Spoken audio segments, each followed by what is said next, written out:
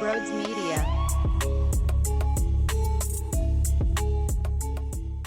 What's really buzzing around the Flyers Twitter world right now, which is always a scary place, is Frank Serevalli, who was on with Snow the Goalie, and he just let it rip about the current state of the rebuild.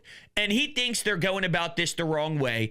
And I've been very critical of this bunch. Listen, your franchise is set back when you draft a Jet Luchenko. Your franchise is set back when you trade up to go get a Jack Nesbitt. I've been very vocal about that. It was all about getting a 1C or a 1D this draft with all the assets. And in my personal opinion, they didn't do that.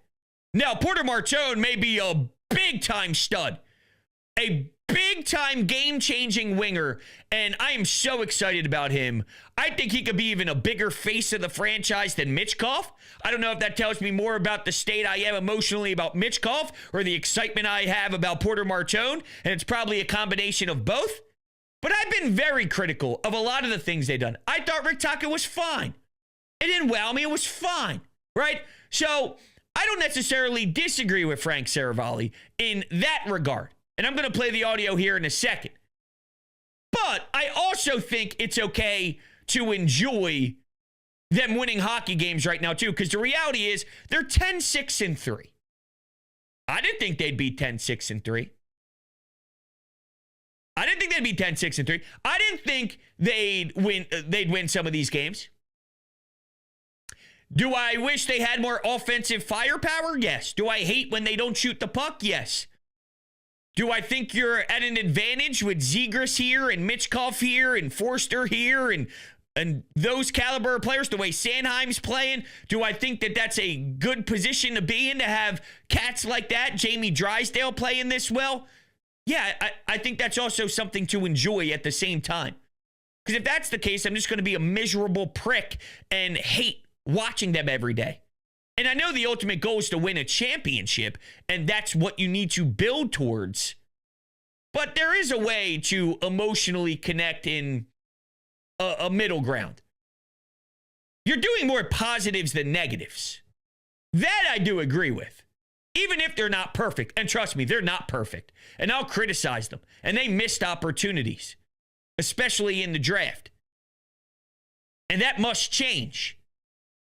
But it's not as if everything they do, they just vomit all over themselves. And I know that's not the bar. Hey, be okay and not elite. I get that, right? Because that's kind of what gets you stuck in Flyers land over my last 10, 15 years.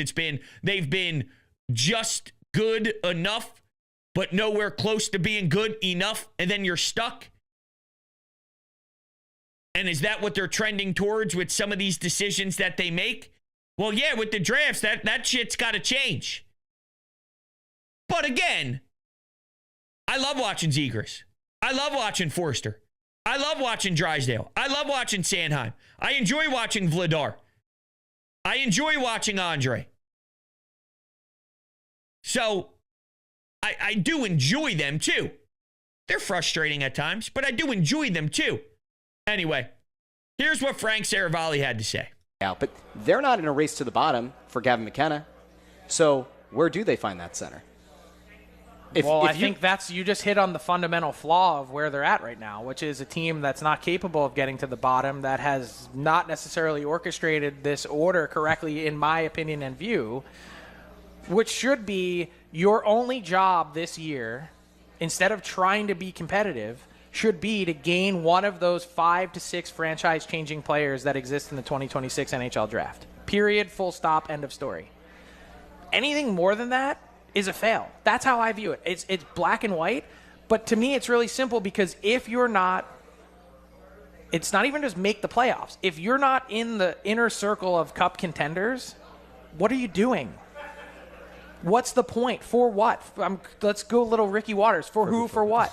I mean, that's how I look at it. It's in this one particular year, they got a little ahead of their skis in terms of trying to inch this forward in a year where you didn't need to. It's an unforced error. So you think that those patchwork players that they brought in, those Band-Aid players, they would have been better off just having those guys get filled in with some of the younger guys that were within the organization to... No, I think you could have unpacked it in a different way. It's not those guys. They're not helping you, hurting you. They're neutral. They're irrelevant. I mean, no offense to them. I'm not carving them. I'm saying the way you think about building your team, you should have maybe pried off a piece or two already. Maybe you should have traded a Konechny when you could have and gotten value. Maybe you should have pick another guy, Tippett or Sanheim or whoever. Whoever it might be. Could they still do that, though? They could, but I don't think that's how they think about it. Well, maybe they get rid of Owen Tippett because I think they realize it. So that's where I agree. The last thing I want to do is make it seem like I'm a jock strap sniffer of Danny Briere and Keith Jones. I've been very critical of that. You know what it is? It's funny. I feel that sometimes the fan base goes overboard with loving certain things. I love their draft.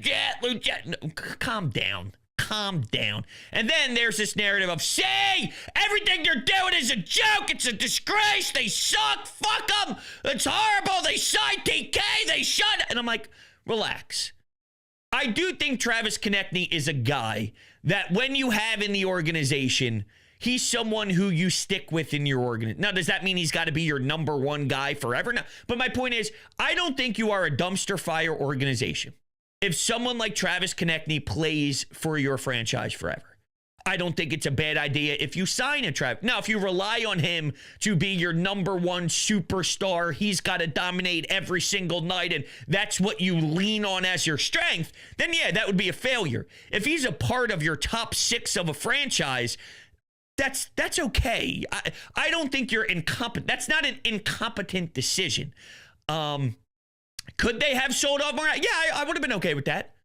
Now, you're also like stripping it down to the craziest nth degree. And what Frank Serevalli is saying is you have to tank for years and years to go get the number one guy, which means he doesn't think Porter Martone is that. He doesn't think Matvei Michkov is that. He doesn't think some of the guys that the franchise is excited about has that franchise-changing type of game to them. And maybe he's right with Michkov, but again, it doesn't mean watching Michkov be a top 6 part of your franchise is a horrible piece to have and nothing to be excited about for this season. I've been saying it from day one. I didn't expect them to make the playoffs.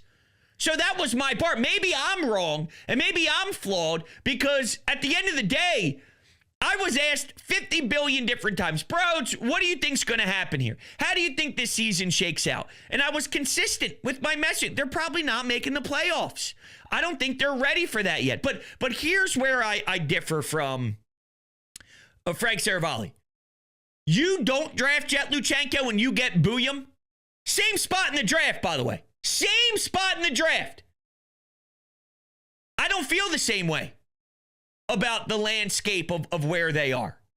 Meaning, they didn't have to strip it all down and trade 50 billion different guys to get Booyam instead. They didn't have to do a billion different things. I know it was a different regime, but to go get Cole Caulfield instead of Cam York, these are things that you could have done as is. These are the decisions that you could have made to be better.